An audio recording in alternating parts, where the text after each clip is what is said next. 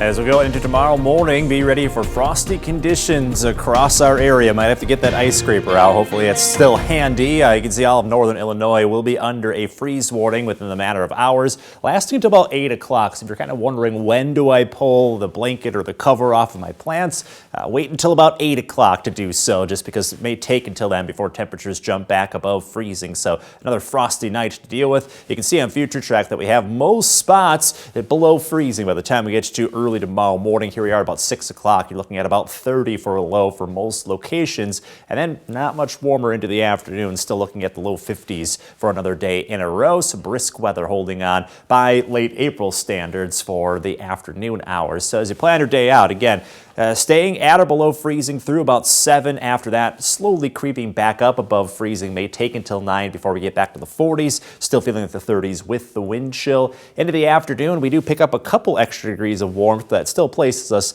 nearly 10 degrees below average and in the mid-50s under a bright sunny sky. So at least we have that going for us. No rain showers or sleet or anything this going into tomorrow. We've got just a lot of sun to enjoy. Now, why has the weather been so cool lately? It's all due to what we call the Arctic oscillations. Basically, we've got these little climate patterns that affect how the jet stream behaves. When the Arctic oscillation is positive, jet stream's nice and strong, keeps the cold air bottled up to the north, keeps warmer air closer towards us. Lately, we have seen the negative phase, and we do see the Arctic oscillation kind of go back and forth. That's why it's an oscillation. So we're in the negative phase. We've been in that phase since the stretch of the 80s that we had about 10 days ago. So that means a weaker jet stream. It's a lot wavier, and anytime it's wavy, we get those big temperature swings. We've seen plenty of those.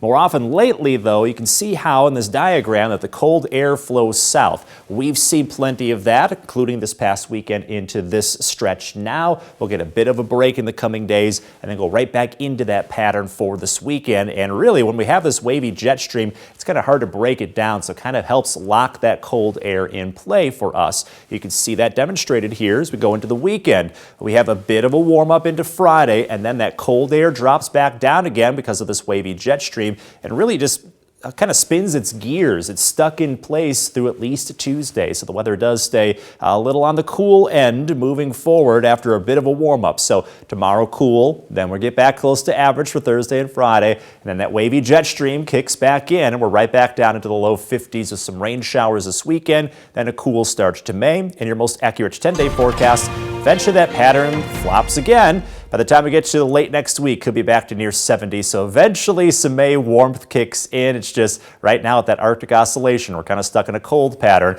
more often than not. In the 4-degree guarantee, that cold pattern almost resulted in a bullseye for today. We'll see if we can get above $50 as we go into tomorrow.